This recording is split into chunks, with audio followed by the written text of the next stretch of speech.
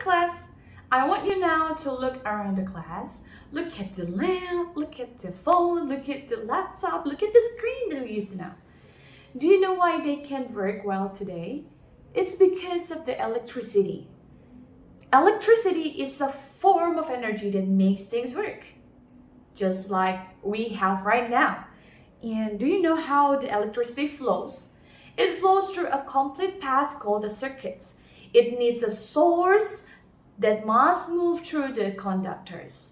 Now, to understand this better, I want you to gather with me and do a simple and fun activity. It's named Electric Shock Game. Now, how to do that? I'll divide you into 2 equal groups and you need to face in a straight line facing each other and link hands like this.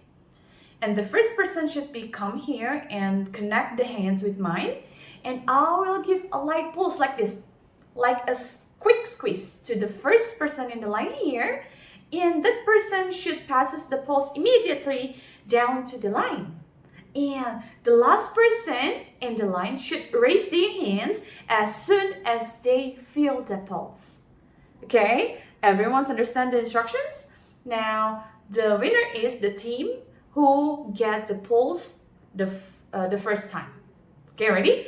Okay, everyone's connect hands together, link hands together, and wait, stand by. I'll give you this shock.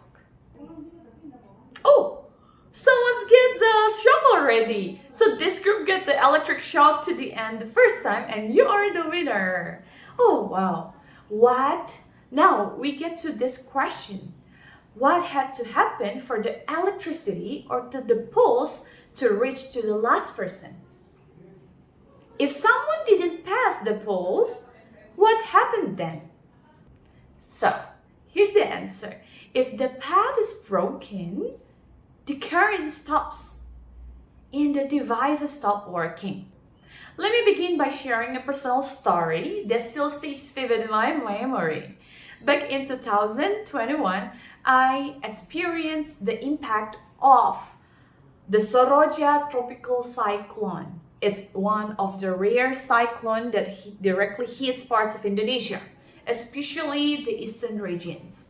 So this natural events happen, and for me, strong wind spirals, heavy rain, and storms.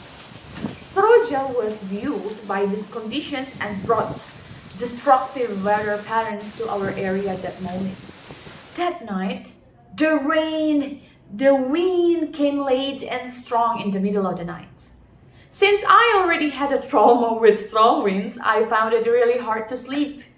The wind blew harshly against my window, even made things inside my room fall to the floor. And suddenly, I heard 2 loud blasts coming from a box near to the power pole. Boom, boom. Right after that, total blackout. It was the darkest night I've ever experienced. You know, my family and I gathered in the living room. There was no light at all. We tried to talk, but in that condition, we couldn't even see each other's faces. We just sat there surrounded by the night with heavy and strong wind, heavy rain. But yeah, finally we can manage to sleep back, and the next morning we woke up to a mess garden. The trees in our garden were down, all destroyed, and many power poles had collapsed, and the entire town had lost power. It's not only for one night, but for an entire week. No water because we need to pump up the water to use the water. No devices work, no communication, and no Instagram. Wow, what a life. And I want to ask you something. If you were me, would you rather to have your phone out of battery or your laptop out of battery? Why? That experience made me realize how vulnerable we are without a source of power. It reminded me of what Jesus said in John 8:12. I am the light of the world. Whoever follows me will never walk in darkness, but will have the light of life. Just like the electricity that gives us power and light to our homes, God's presence is the source of light for our hearts. Back again to the electricity.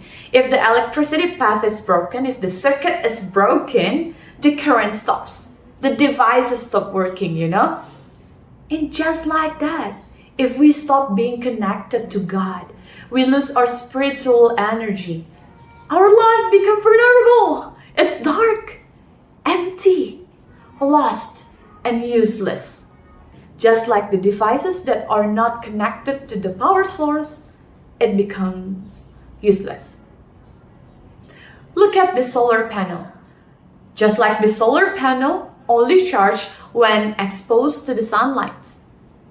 So they can convert the sunlight into the electricity energy, and the energy can be used to turn on the devices that you use at the house.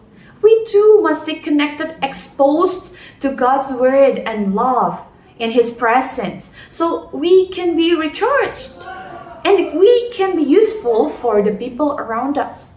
So we can pass through the love, joy, and else. Now the question is, for you, if you were a wire in an electrical circuit, what would you carry and flow through people around you? Now I want you to write it on your journal and share it to your seatmate.